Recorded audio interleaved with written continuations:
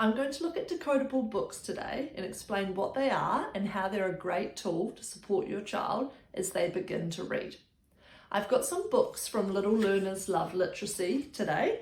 I'm in no way sponsored by this company. I just really love their books and they'll help me to explain what decodable books are. There are a range of different companies that produce these books to help children. There's two elements to a decodable book. The first element is that the words in the book are only made up of sounds and letters that they've already learnt. This is one of their beginning books. These are the letters and the sounds that appear in this book in different combinations to make words. So it is understood that your child has already learnt these letters and the sounds they make before they read this book. The other element, there are some common sight words, they call them heart words within this book. Your child needs to have learnt these by memory in order to put some sentences together. So for example, the title of the book is The Map. So already you can see there's that sight word the and the letters M-A-P, which they should already have learnt. It's then got a range of sentences. Obviously they're quite short and simple to begin with because your child wouldn't have learnt many sounds yet. You can see that it's using a range of sounds and letters.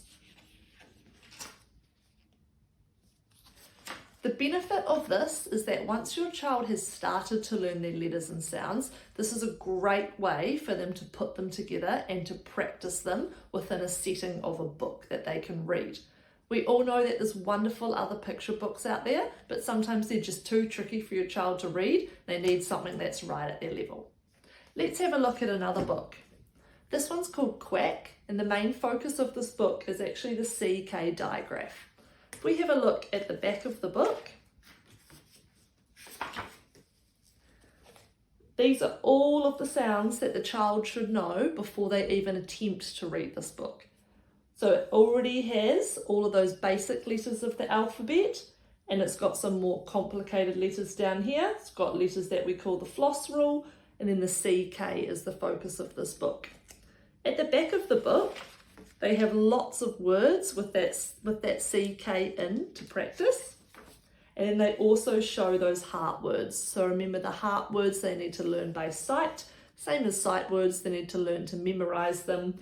And they're words that are used in the story to help connect words together and make meaning. So just to show you a couple of pages, Quack is obviously the title, a great way to talk about that CK digraph. And you can see that as the child develops their skills, the sentences become much more complicated, the language in them becomes more complicated.